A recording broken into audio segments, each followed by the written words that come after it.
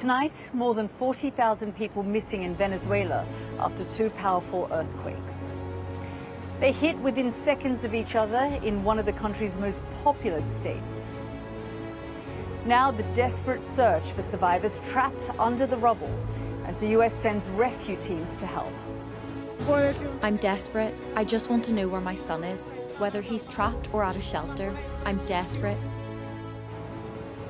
Disaster struck after months of turmoil, a US-led coup and an economic crisis. So can Venezuela rebuild? We'll discuss that tonight. Plus, record-breaking extreme heat grips Europe as experts warn of serious health risks. And when you have such a limited supply of 104 games and so much demand, that's ultimately what's going to end up happening.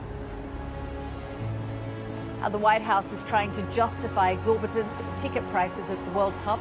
I'll hear from the head of Trump's tournament task force coming up on The World with me, Yalda Hakim.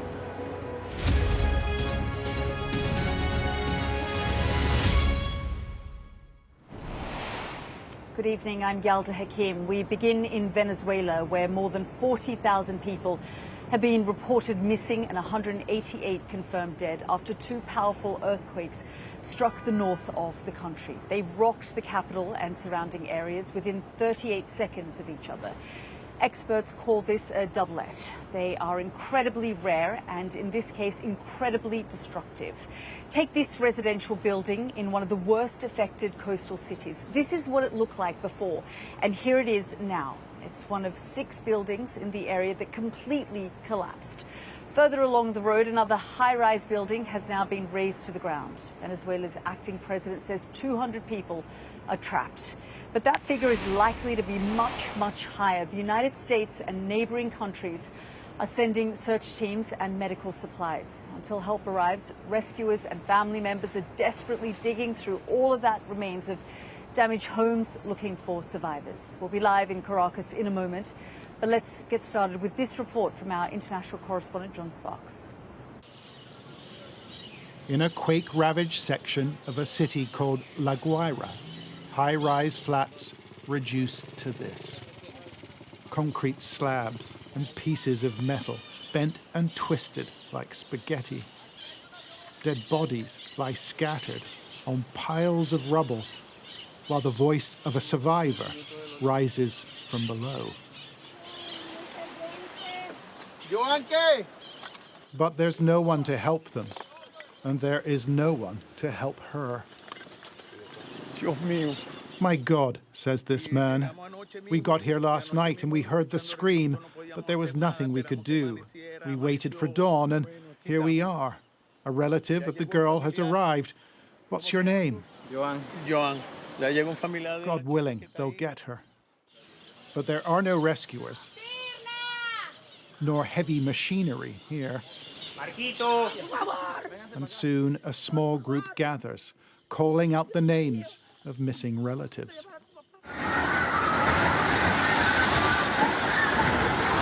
It started gently, said one, and then it grew and grew.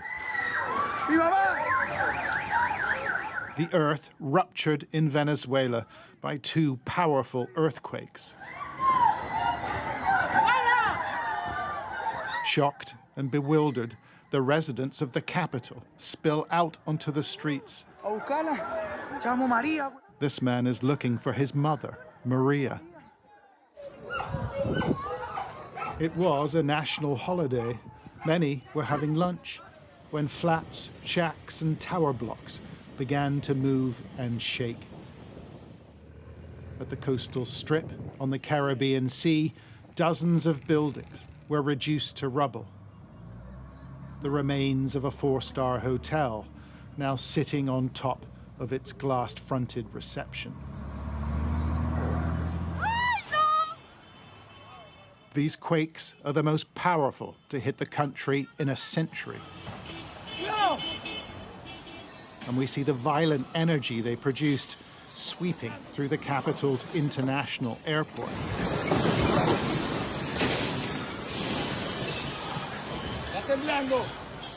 It's shaking, says this man, a local politician. Observen cómo quedó el aeropuerto Maiquetía estando... Look at the damage in the airport. See how everything has been ruined. And the main runway here is also inoperable. The Venezuelan government declared a state of emergency. Y estamos en este momento declarando... And in a televised address, acting President Delcy Rodriguez urged doctors and nurses to report immediately to work. But after years of political and economic turmoil, the government is ill-equipped to handle such a crisis. Here, a dust-covered woman is pulled from the rubble near Caracas. But many remain unaccounted for. On one website, the details of tens of thousands of missing residents have been registered. And you can see the anxiety on people's faces. I'm desperate. I just want to know where my son is, whether he's trapped or at a shelter. I'm desperate. The governor said they were going to send heavy machinery, but they still haven't arrived. The scale of the damage remains unclear, although the number of casualties will rise. And for the survivors trapped under the rubble, the coming hours will be critical. John Sparks, Sky News. So tens of thousands are missing, and that number is steadily rising. Many families are using a missing persons website to share images of loved ones who they are yet to hear from. This is 28-year-old Ana Gomez from La Guaira. She's believed to be 8 months pregnant and has another young child with her. 62-year-old Jesus Carrillo has been reported missing by his nephew. He works in a suburb popular with tourists. 3-year-old Andrem Vallejo is described as chubby with brown hair and a tan complexion and is originally from Colombia. Just 3 faces among thousands of those who are still missing. Well, Rosalie Hernandez, a Caracas-based journalist, joins me now. Thank you so much for joining us here on the program. It's absolutely devastating looking at the destruction there and the fact that tens of thousands of people remain missing. Yeah, it's really heartbreaking. Right now, I'm returning from a quick trip to La Guaira. The place has been really devastated. It has a really devastated situation. There is a lot of chaos. There's a lot of people trying to see what is going to do with their life now. So everybody lost their home. There's a lot of missing person. There is no connection. So maybe those persons are looking for their family too.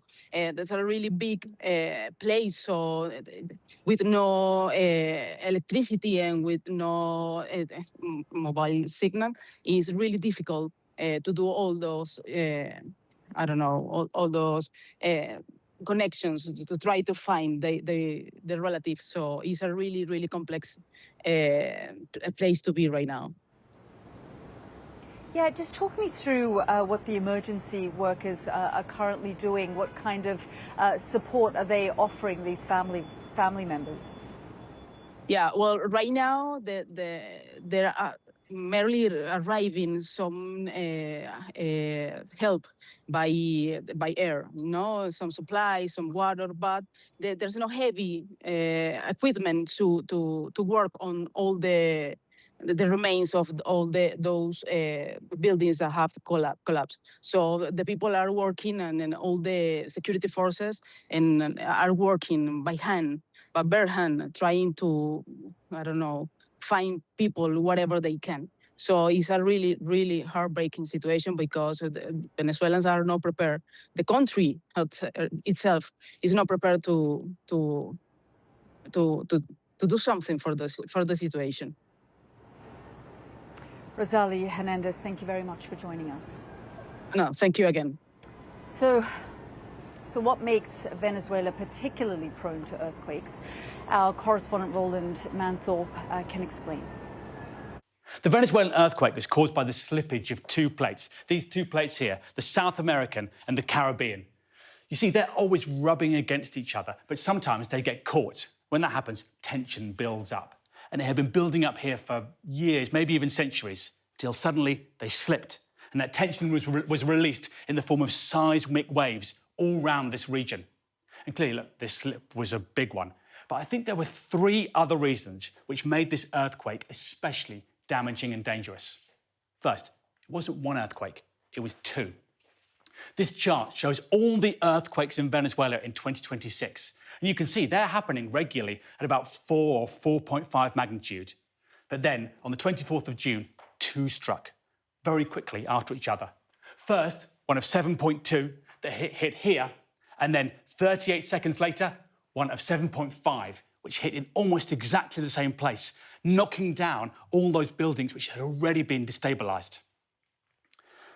But now to the second reason. And I want to show you this chart again, because although it's useful to see the timeline, I think in some ways it's quite deceptive, because it makes 7.2 and 7.5 look almost similar, and they are really not. The second quake in this series was actually much bigger than the first one. And I've made a sort of infographic to show you what I mean.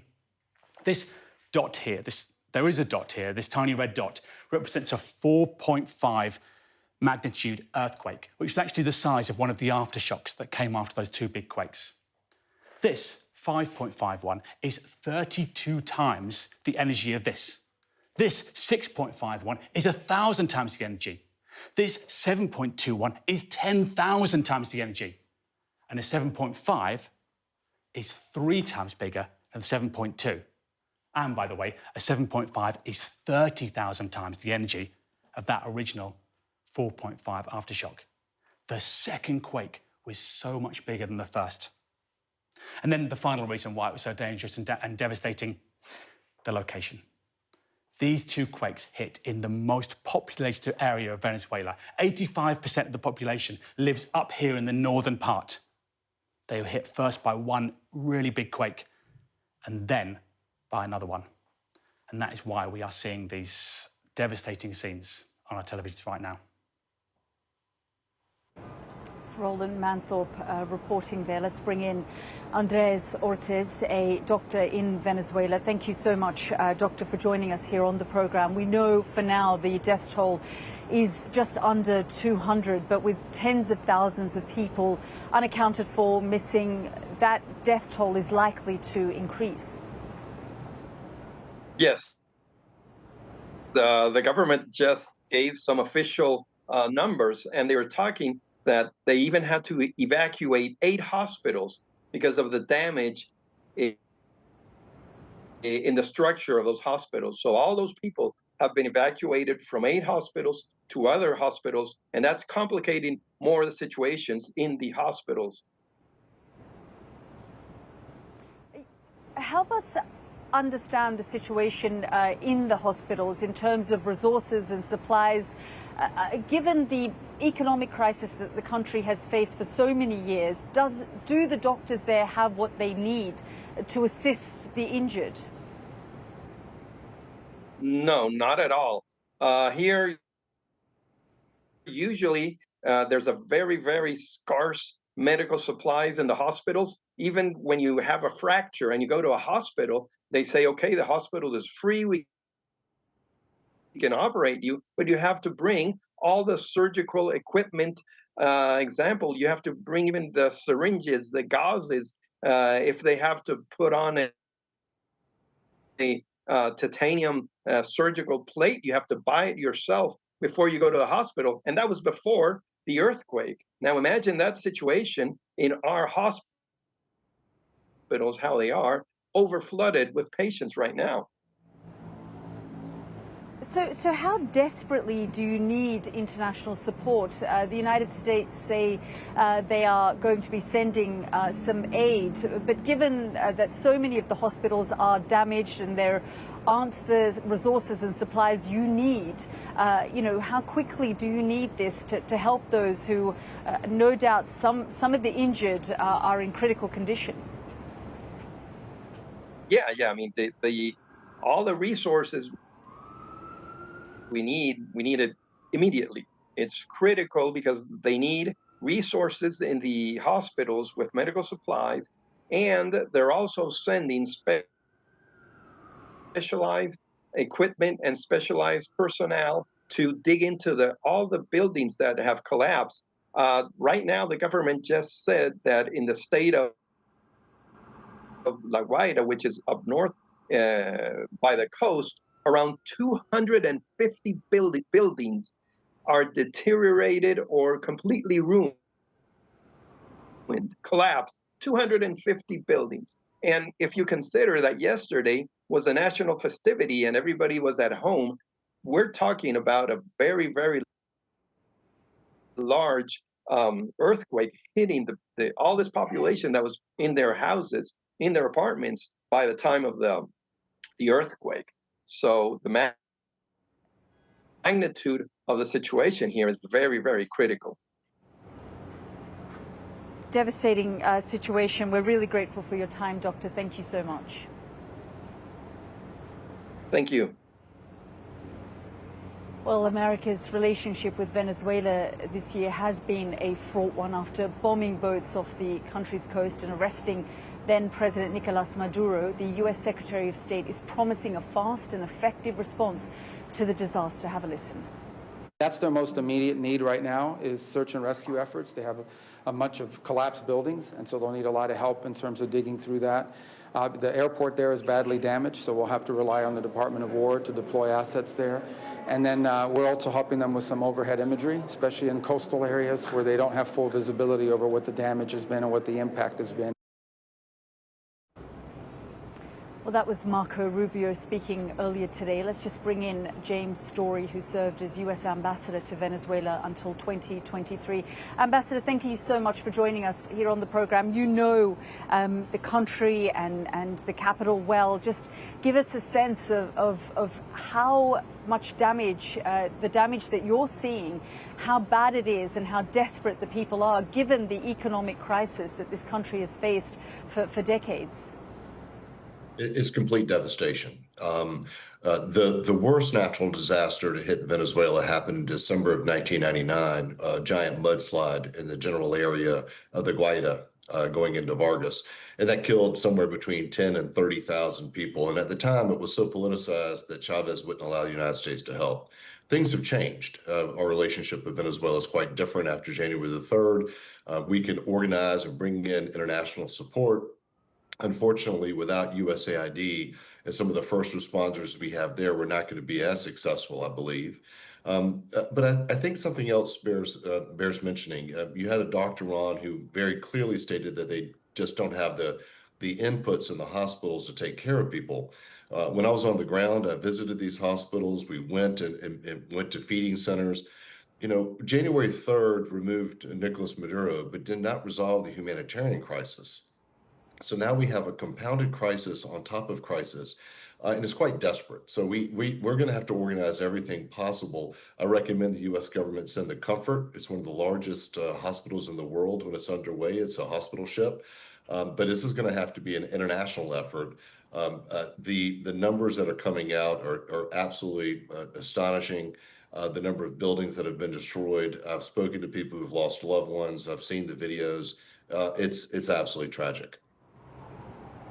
Yeah, I mean, I just spoke to someone who said that 250 buildings in the north have been completely destroyed. And as you say, the doctor there talked about a number of hospitals being damaged. So they're having to move the injured and those in critical conditions to just a couple of the hospitals there.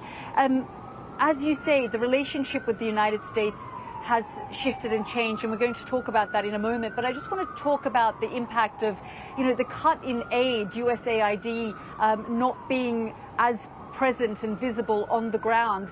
How critical is that in moments like this when they would have been the first responders? I mean, certainly, USAID is an institution. They were set and developed and built and could handle these types of occurrences and deployed around the world very quickly in order to bring initial aid in. And we have to recreate that. I've seen the president mention FEMA going into Venezuela, which I don't think that they're positioned to do that. I know that some other groups that are non-government, such as Fairfax County, Virginia, Search and Rescue, they're fantastic, but they're 80 people. I mean, this is going to be a massive undertaking. And to go back, even if those hospitals, the 8 hospitals you mentioned, weren't damaged, they do not have the medicines or the tools to deal with what are going to be tens of thousands of injured people. This is going to be a situation where the proximate the most acute thing we have to deal with, of course, is search and rescue of people who are in these buildings that have collapsed. But longer term and bigger is the recreation of a complete health system that has completely been destroyed before the earthquake. And the earthquake is just going to be compounding the problems that existed.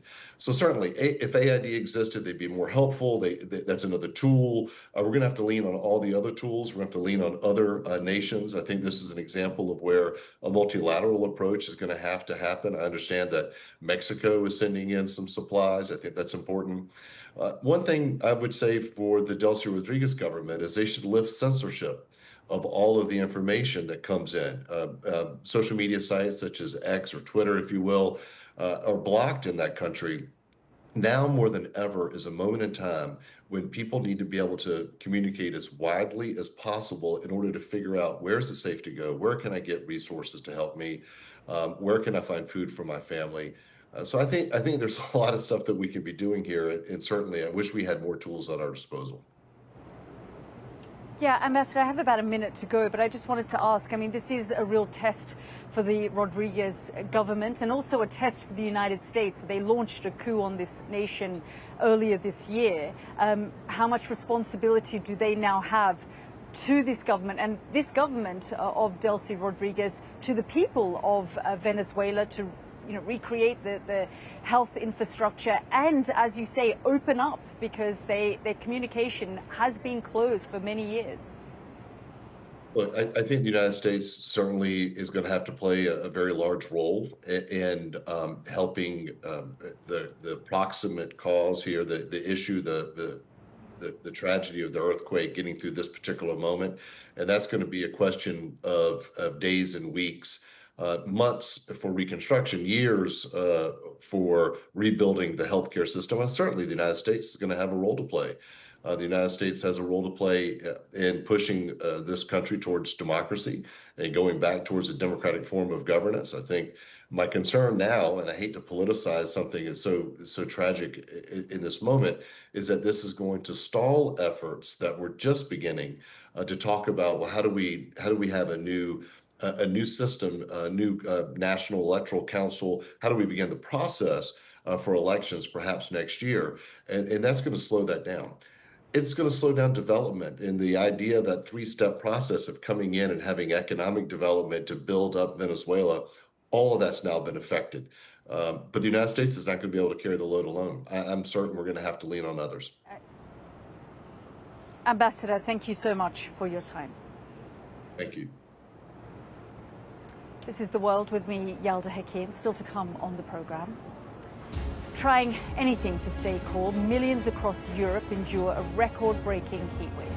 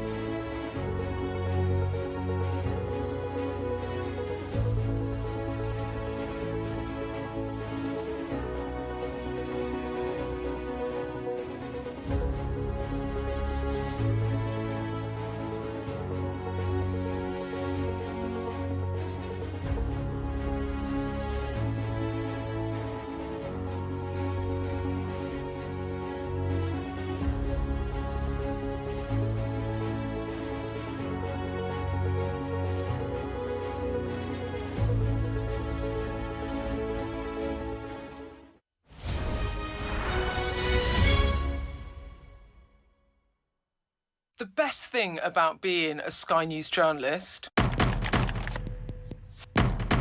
Hi, darling.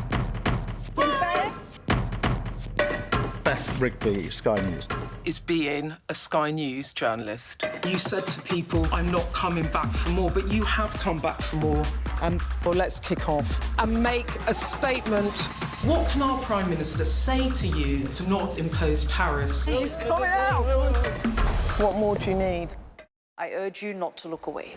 If Hamas hands the hostages over, they will end this conflict. The world has been watching. Good to see you again. How are you? Did she say how he was? The conditions are awful. The jets were ordered to come back. Historic day here today. How will you respond if India does launch airstrikes? They'll be all out to war.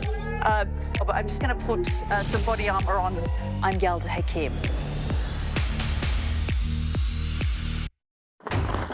We're trying to see as much as we can. We're in an area that's just been reclaimed. Mr. Zuma, Sky News.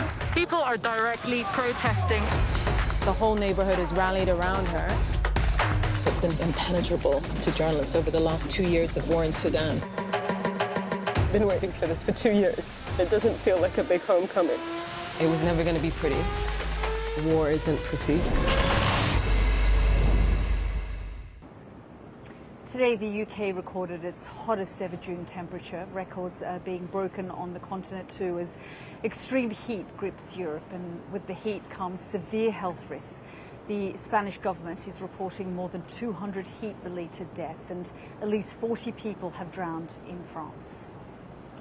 Well, here's the forecast for Europe in the coming days heading into the weekend, and the highs remain high in Rome, Vienna and Madrid, although a drop in temperatures is expected in London and Paris later into Sunday and into next week. Let's speak now to Joanna McGregor, the Chief of Strategy and UN Affairs for UN Climate Change. Thank you very much for joining us here on the programme, Ms. McGregor. I mean, you know, when you look at this kind of heat wave, it feels like conversations I was having with climate experts 5 years ago, 10 years ago, warning that this moment would come and that we needed to change course, be more aware of what we were doing to the climate. And here we are 10 years on with these extreme conditions. Yes, absolutely. Thank you, Yalda, for having me. And you're right. This is an ongoing conversation, and the heat wave that is being experienced in Europe at the moment has the fingerprints of climate change all over it. The science is unequivocal. The temperatures are rising because of greenhouse gas pollution, and that is because of the burning of coal, oil, and gas, which does trap heat into the atmosphere. And I think Europe is actually it's the fastest warming continent, with at least 95% of Europe actually experiencing above average annual temperatures last year. And this is devastating for communities, economies, businesses, infrastructure. The Lancet report last year said that 1 person a minute is dying from extreme heat, and that's a 63% increase on the 1990s. So this is a significant issue, and this isn't just about degrees, this is about people. Yeah, you know, Joanna, whenever a heat wave like this occurs, and I remember looking at the numbers last year, thousands of people died, and we never fully grasp or process that when we talk about these heat waves, how the vulnerable are impacted by this, the elderly, those with underlying health issues, you know, who just can't cope when the temperatures go up so high over a couple of days or a couple of weeks. Absolutely. And I think, you know, I'm here in London this week because it's London Climate Action Week. And we actually had an event that was supposed to happen about the governance around extreme heat, which had to be cancelled because of extreme heat.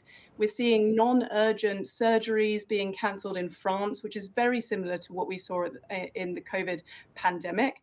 And it is our understanding that this is just going to get a lot worse. In the UK, we've got schools closed, childcare facilities closed, transport and infrastructure, people being advised not to use it. And these health impacts, they will intensify. And I think, you know, as you started this conversation, we were talking about the fact that we were having these discussions and what needed to be done 10 years ago, I think at that time, people were really talking about this as a question of a moral imperative. People were talking about it being really important to do something on climate change for those that were going to be most affected, and that was going to be somewhere else in the world. And that's particularly how I think it was seen in Western countries. But these days, people are seeing it in their daily lives, sweating buckets in the office or at school. That's the first tip of the pen. But increasingly, we're seeing it in the rising energy bills, the food security issues, and the costs of living that is going up all over the place. And we are noticing that the kind of economic costs of this are real and they're rising. So it is something that people are feeling, not just in the ether, but that they're feeling in their pocket and in their daily lives. Yeah, and that the situation is going to be even worse in 10 years from now. That's the concern. And sadly, we will probably be having this conversation, but in a more extreme heat situation. Joanna, thank you so much for joining us. Thank you. Let's go to Lebanon now, where people are slowly returning to their homes, or what's left of them in the south of the country. Hundreds of people have been gathering in Nabatea to mourn their loved ones and mark Ashura, one of the holiest events in the Shia Muslim calendar. Ivor Bennett reports. The city of Nabatea is a city of grief, as hundreds remember their dead.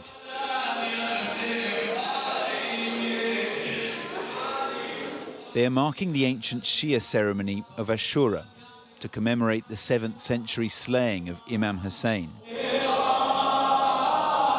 It spreads a message of resistance against oppression, and in a city battered by war, it resonates louder than ever. Fatima's mourning her nephew Ali, a paramedic killed in an Israeli strike in March. He was a first responder. Why would Israel target him? He and his team had been given clearance to move, yet they were still hit. And then Israel says they weren't the target. May God never forgive them, neither in this life nor in the next. As we're filming, there is a reminder of the danger. 3 Israeli drones circle overhead.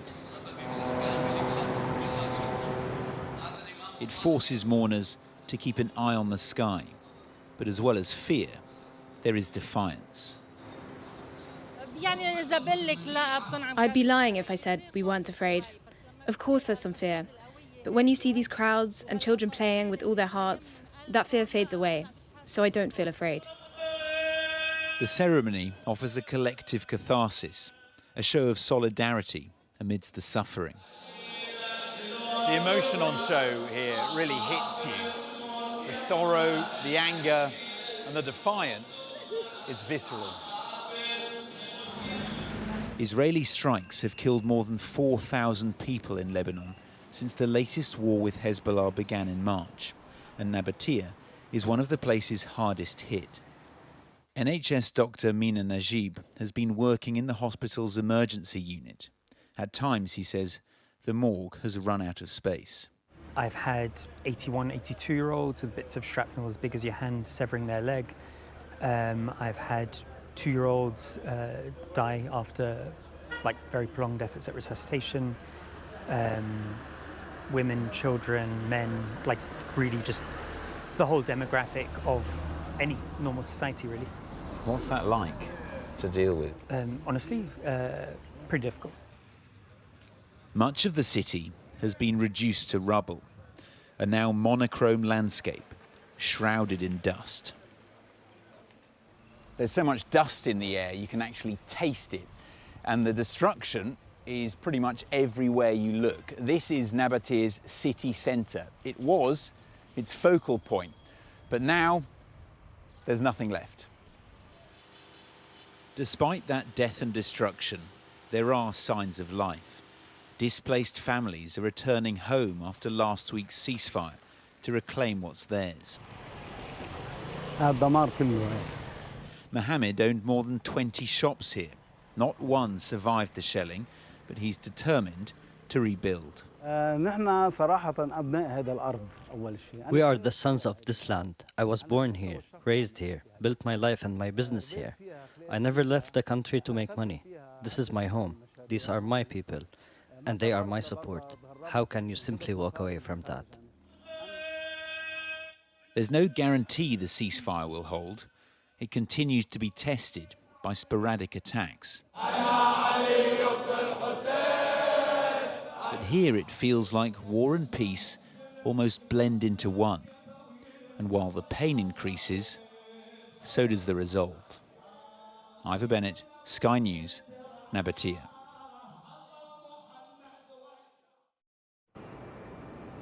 Okay, let's bring in the Israeli military analyst Danny Citronowitz. Thank you so much, sir, for joining us here on the program. We know that there's this fragile ceasefire that's been put in place, enforced by Donald Trump on Israel. But, of course, this is not just a fragile ceasefire. In the south of Lebanon, it virtually doesn't apply. Just give us a sense of the thinking behind the IDF and Benjamin Netanyahu when it comes to the war in Lebanon, especially the attacks in the south and the war against Hezbollah? Again, good evening from Israel. The main issue is that Israel has no strategy in Lebanon. It's obvious that we cannot dismantle Hezbollah by force. And from the other hand, we are not actually allowing the Lebanese armed forces to take control of the area that IDF is in. So the real question is, what is really Israel trying to do in Lebanon, knowing that we are so close to Hezbollah that every friction will lead to escalation. Now, on the backdrop of things, we have to say that Israel, of course, is not content with the agreement between Iran and the US. So some think that Israel is actually exploiting the situation in Lebanon to undermine the Americans' ability to reach a final agreement with the Islamic Republic of Iran. Yeah, I want to discuss that a little bit more, Mr. Citronowitz. I've been speaking with the conservative commentator Tucker Carlson, who more or less blamed Benjamin Netanyahu for dragging Donald Trump into this war with Iran and, of course, the escalations in the region. I just want you to hear what he had to say, and then I want to get your response to it. He was certainly following the lead of Israel, as he said. I think Trump was he allowed himself to convince himself that killing the Ayatollah, the head of Shia Islam, would somehow collapse the country. RIC, or various intel agencies, told him that wasn't true. The Israelis told him it was true. When a couple of days in, it turned out to be totally false. I think he was enraged. He knew he was trapped. He knew that the American economy was at stake, the global economy was at stake, and I think he immediately blamed Netanyahu for it. That was Tucker Carlson speaking to me a few days ago, essentially saying that the US president has been pointing the finger of blame on Israel's prime minister. Do you believe ultimately, though, that Donald Trump just followed Benjamin Netanyahu into this war, that Benjamin Netanyahu lobbied for this, he campaigned for it, and Donald Trump essentially just swallowed it? Well, I think, unfortunately, there is enough blame for everyone in this very flawed campaign that was planned between Israel and the US. Obviously, Benjamin Netanyahu wanted to convince President Trump that he has the ability to attack and also to topple the Iranian regime. And in order to do so, he presented to him a half-baked plan that it was obvious it won't work. But I think Netanyahu, first and foremost, wanted to make sure that President Trump will agree to attack with Israel. So for him, it was not about toppling the regime, but more to convince Trump we can topple this regime, hoping that everything will come through at the end. But from the President Trump standpoint, we have to say he was ready for that because he thought after Maduro, and he doesn't want to be like Biden and Obama, that he was ready for Netanyahu. And I think most of the people surrounding the president told him that it's not going to happen. But he was so convinced in his ability and Israel's ability, so he said yes to the attack. So I think the blame definitely on Netanyahu, but also on Trump. Both of them were highly mistaken in what we had and actually led us to a very problematic reality. You understand Iran very well. It's a portfolio that was what you worked on. You also know Benjamin Netanyahu well. What do you think he is thinking in this moment? Do you think he feels like he has lost control? Because convincing Donald Trump was a success for him, but this deal is no doubt a failure for him. You're absolutely right. I think it's irony of history when on the 20th of February, Benjamin Netanyahu achieved his biggest achievement since he entered Israeli politics. He actually managed to convince the US president to attack together with Israel. And that is something that he tried to do since Bill Clinton in 1996. But unfortunately for him, now we see that everything collapsed. It's not only the failure of this war, but actually the whole strategy that Netanyahu led regarding Iran, the maximum pressure campaign, everything related to threaten Iran, preventing him from reaching a nuclear bomb, everything was actually collapsed when this regime managed, at the end of the day, to overcome the attacks of Israel in the US. So I think his main purpose right now is to prevent a final agreement between Iran and the US, because this will create a very bad reality. And Israel find it very hard to try to topple the regime in the future if this agreement will continue and be implemented. So this is first and foremost what Netanyahu is trying to do right now. Mr. Citronovitz, when the war started on February the 28th, I spoke to a number of contacts within the Israeli security and defense establishment, and I asked them about this idea of the regime collapsing once there was reports that the supreme leader had been killed, and they said absolutely not, that there would be no regime collapse because of this. They said there would be a level of destruction, but the idea that the regime would just crumble and collapse would not happen. Do you think that Benjamin Netanyahu understood this going into this war, and perhaps advising presidents like Donald Trump and previous presidents that it's perhaps wishful thinking on his part, but his military analysts and advisors would have told him about the outcome that we're seeing today? Well, I think that there are two options, and both are very bad. The one option is Benjamin Netanyahu didn't know, and then you ask yourself, how come the Prime Minister of Israel didn't know something so basic about Iran? And if you kill Khamenei itself, the regime won't be toppled. And the other option that he did know, but he tried to convince President Trump while knowing that this program or plan won't go through. And this is another problem, because we have to remember how we perceived in the US, people like Tucker Carlson and others, actually the failure of this war is allowing them, again, to incite against Israel, saying that it pushed the US to a very bad deal with Iran because of the very bad war that we conducted. So I think that we have a problem whether he knew or we didn't know. I think that we have to look forward, and I think that the main problem that Israel has right now, that nobody will bypass Trump from the right. If Trump will go to an agreement, then nobody in the future administration will counter Trump.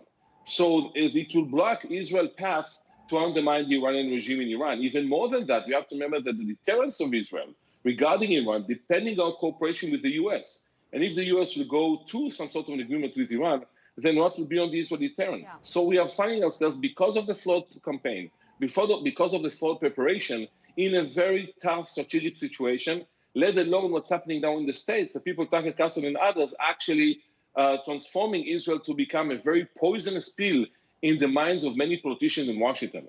And this is something that I think more troubling to Israel than the situation now in Iran. Danny Citronovitz, thank you so much for joining us here on the program. Thank you very much. And if you can scan the code on the screen now, you can see my full interview with Tucker Carlson. It's on Sky News YouTube channel as well. Now, turning to the World Cup, and there was heartbreak for the Tartan Army here in the US last night when Scotland lost 3-0 to Brazil.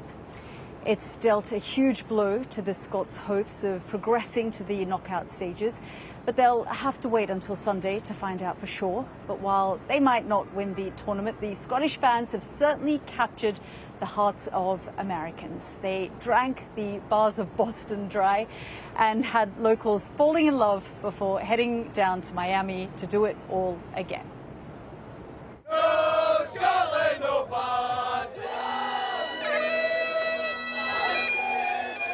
You know, if it was 1-0, 2-0, maybe it's enough for us to get through, but they gave their best. Brazil's a great team. A bit disappointed. I was hoping that we would come first so that we could go and play Germany back in Boston and have another party. We thought if we could even just get a goal at the end, that might make all the difference when it comes to third place, but we're sitting right way down the table now, so who knows?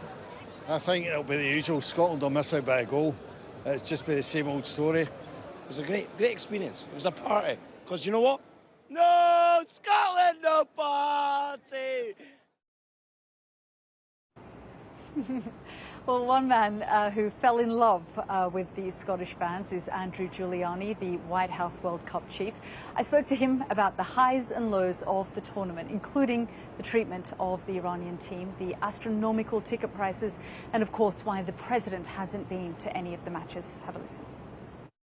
First and foremost, let's take a step back. I think the story of this World Cup now through nearly 2 weeks has been the world's love affair with the United States of America, whether it's the Scots drinking Boston dry and now being in Miami, whether it's the Dutch and their bus, where are they, what they're doing, the Japanese showing the incredible respect for the stadium, the U.S. national team, or Messi scoring 5 goals. This World Cup has been a massive success. As for the Iranian team, we showed them the hospitality to come up one day before the match. They had a quick flight from Los Angeles or from Tijuana to Los Angeles, 27 minutes in the air. We got them out there the day before the match. And we determined, after looking at it through 2 matches, that we can bring them in 2 days before this match in Seattle. I think it's been extremely fair. I think you saw that they battled a tough Belgium team, and we've wanted to achieve that competitive balance while also making sure that we didn't let people that are communicating or are bad actors into the country. And I think we've achieved that. You're a former sportsman. You understand how grueling it can be to play at this level and how important it is to have a level playing field and fairness for all players. So whether or not you say it's 200 miles or not, or 27 minutes or not on a flight, they have been moved into another country. They've had to come back, after and before they selected matches. To go to another they say country, though. They've been treated that was per their volition. They chose so therefore, it's not a fair playing field for them. Yeah, they chose to go from Tucson to Tijuana, which we're fine with. I think that was a great decision for everybody. I think the Iranian team would agree. Certainly the U.S. government has agreed. We're thankful to Mexico for hosting them, doing that. But, I think in trying to frame it as if this has been forced upon them is just frankly inaccurate. I'd also point to the U.S. team, right? The U.S. team has a longer bus ride from Orange County to Los Angeles than the Iranian team does have a flight from Tijuana to LAX. And the U.S. team decides to go up the day of the match. We've given the Iranian team 1 day before the match, they can go up there. And for the Seattle flight, which is a longer flight, 3 hours, we've given them 2 days. I think we've been extremely generous. And as you can see, they've achieved competitive balance. Why do you think the coach is describing his team as the most oppressed? I think, frankly, because the team and the coach, and look, I have sympathy for the team and the coach specifically, because they're forced to say messages that other teams, the other 47 teams, are not being forced to do. I think you just look at some of the actions that the coach and the player has taken, from the thank you note that they left in the locker room to even the player saying it was an honor to play in front of this crowd in the first match. I believe that was Taremi on the broadcast. I think you've seen that that this is a team that, unfortunately, is held hostage by their government. We're very honored to be able to facilitate an even playing field for this team to compete in the World Cup. Let's talk about President Trump because Team USA has played 2 matches. We haven't seen the president come out, watch any of those matches. Are we likely to see the president at some point? Well, I was with the president. The men's team the night before their opening match when President Trump called them. It was a fantastic call to see that Coach Pochettino, the president, talk, the captain, as well as the rest of the team, talk with the President of the United States and get them pumped up for this. Really, really a fantastic moment. I think the one thing I like to say about my boss on this stuff, and knowing him for 30 years, is he loves a cliffhanger. So I would just say keep tuning in, and I'm sure you'll see the president here engage with the World Cup as he has already. The ticket prices do remain incredibly high, $400 to $500 for some matches, upwards of $1,000 for others. Has this been a World Cup that's been sort of welcoming to all fans? Look, undoubtedly, tickets are expensive, right? The president said that probably 6 weeks ago, 2 months ago. And there's no doubt that tickets are, at record-setting prices. I think that's what happens when you have an event like the World Cup and you add the United States of America there with the leadership of this 45th and 47th president. You create an unbelievable demand. FIFA told me back in January they had over 500 million ticket requests at that point. We're here in Miami where in a few short days, Colombia and Portugal will be playing. They had over 40 million ticket requests just for that match. So when you have such a limited supply of 104 games and so much demand, that's ultimately what's going to end up happening. That was Andrew Giuliani there. Well, this year, Iraq returned to the World Cup for the first time in 40 years, but their star striker was detained and questioned by US border authorities for several hours.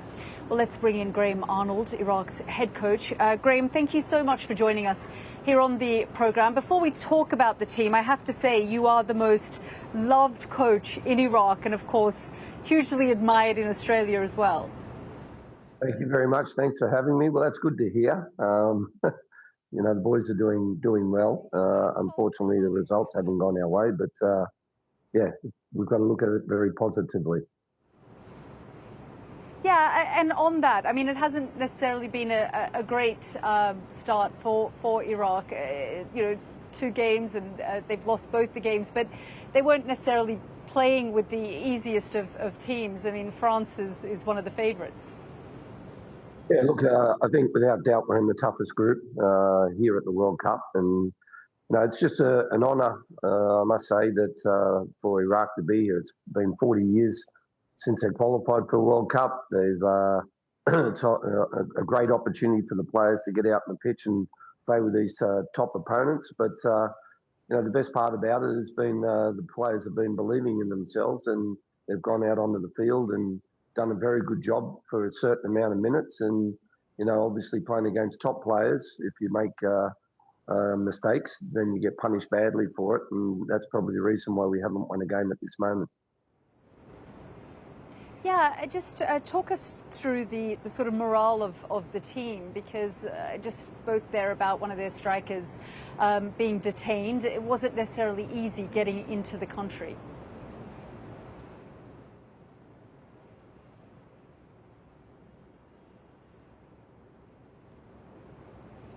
Graham, can you hear me?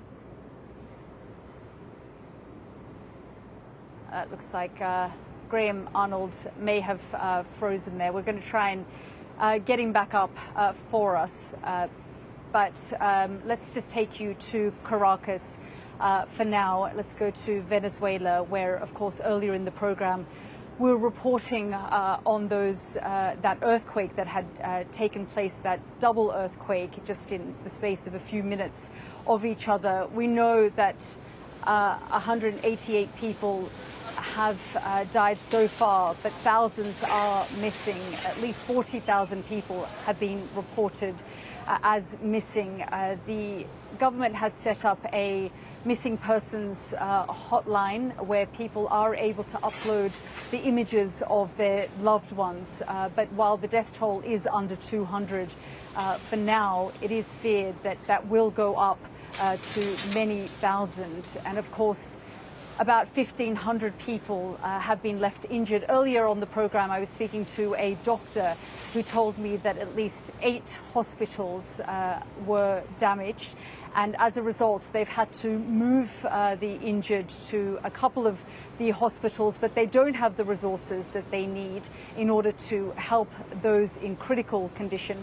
Marco Rubio, the U.S. Secretary of State, says that the United States will be sending supplies, but the doctors and those on the ground say that this will require a massive multi-nation effort and approach because, of course, USAID lost funding when the Trump administration came into power, and therefore those first responders don't have the funding and support that they needed to get to this site and offer the kind of help that desperate people need. There's also concern that thousands of people are still trapped alive under the rubble as more information emerges about the situation in Caracas and the north of the country, which is has also been badly affected. Up to 250 buildings have been destroyed in the north of the country. Let's just look at some of the images of those who remain missing.